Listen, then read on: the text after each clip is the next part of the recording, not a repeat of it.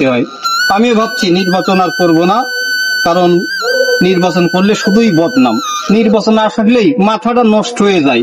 Office খরচ 5,000, ওর মোটরসাইকেলের তেল দাও, ওরে এ দাও, ওরে সে দাও, চাওয়ার কোনো শেষ নেই। লক্ষ লক্ষ টাকা এইভাবে সাধারণ জনগণ গুলো, গরিব মানুষগুলো তখন আত্মীয় বসে থাকে, কিন্তু একবারও ভাবে না যে নির্বাচনের পরে এই টাকাগুলো চেয়ারম্যান প্রতিনিধি যারাই করুক না কেন, এই টাকাগুলো তাদের তো উঠাতে হবে, না হলে আগামী নির্বাচন কি দিয়ে করবে?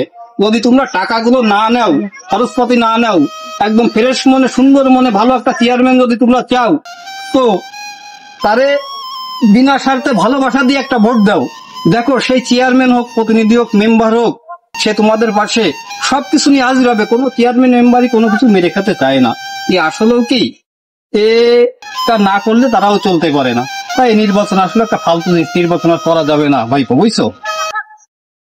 যাই হোক, যে যা বলে বলুক গিয়ে, ওসব কথা আর কান দেবো না ভাইপো। যে কয়দিন আছি ক্ষমতায়, গরিব দুঃখীর মাঝে নিজেকে বিলিয়ে দিব।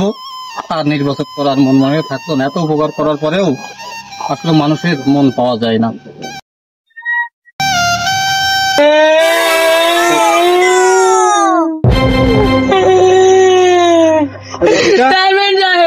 আমি পরীক্ষার ফি দিতে পারতেছি না বলে আমার পরীক্ষা দিতে যাচ্ছে না।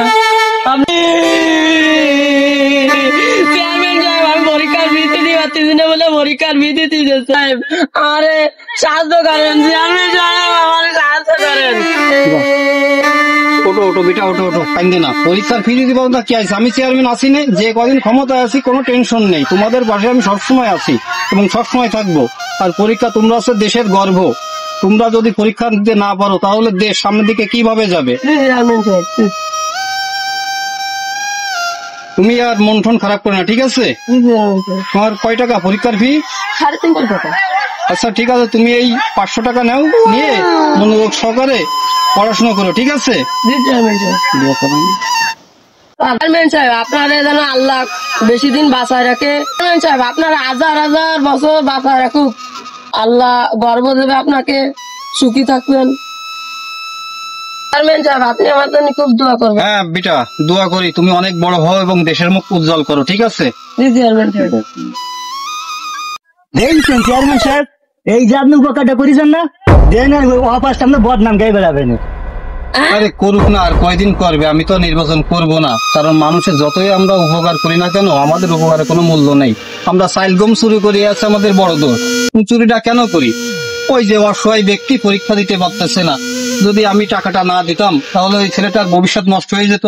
কিন্তু আসলে আমরা যে বেতন পাই তাতে আমাদের সংসার ভালোভাবে চলে না। বর্তমানে দেশের যে অবস্থা, নিত্য প্রয়োজনীয় জিনিসের যা দাম, তাতে করে আমাদের সংসার চালানোই টাফ ব্যাপার। তাহলে আমি অসহায় মানুষের কিভাবে সেবা করব? কোথায় পাবো? সরকার যে অনুদান গুলো দেয় তা আসলে ইউনিয়নে এত লোক যে সবার ভিতরে দিতে গেলে আসলে হয়ে ওঠে না। হাজার হাজার লোক, সব দরিদ্র, গ্রামের মানুষগুলো অতি দরিদ্র, সবাইকে তো দেওয়া সম্ভব না। তাই আমরা একটু এদিক ওদিক করি, নিজেদের জন্য না, তাদেরই জন্য। আর তারা বলে আমরা নাকি তাদেরটা মেরে ধরে রাজা হলে চলুন। এইটা নির্বাচনের প্রয়োজন নেই, আর নির্বাচন করার ইচ্ছা নেই, আর নির্বাচন করব না। কিন্তু চেয়ারম্যান সাহেব, ও তো চালো 350 টাকা, আমাদের 500 টাকা কোনটা বলে দিলেন? আরে গরিব মানুষ, ছেলে মানুষ, বাচ্চা মানুষ কান্নাকাটি করতেছে, ওটা তো দিতেই হয়। আমরা চেয়ারম্যান বলে কথা না। তাই বলে 500 টাকা?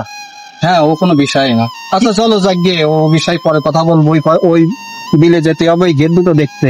বন্ধুরা, আমরা নতুন, যদি আমাদের ভিডিও আপনাদের ভালো লেগে থাকে, লাইক কমেন্ট শেয়ার করে একটা ফলো দিয়ে দেবেন। আপনাদের ভালোবাসা আমাদের একান্তই কাম্য। কি সবাই কিছু বলো? ঠিক, সবাই সাপোর্ট করবেন আমাদের। আপনারা সবাই আমাদেরকে সাপোর্ট করবেন, বেশি বেশি লাইক কমেন্ট শেয়ার করে দিবেন। সব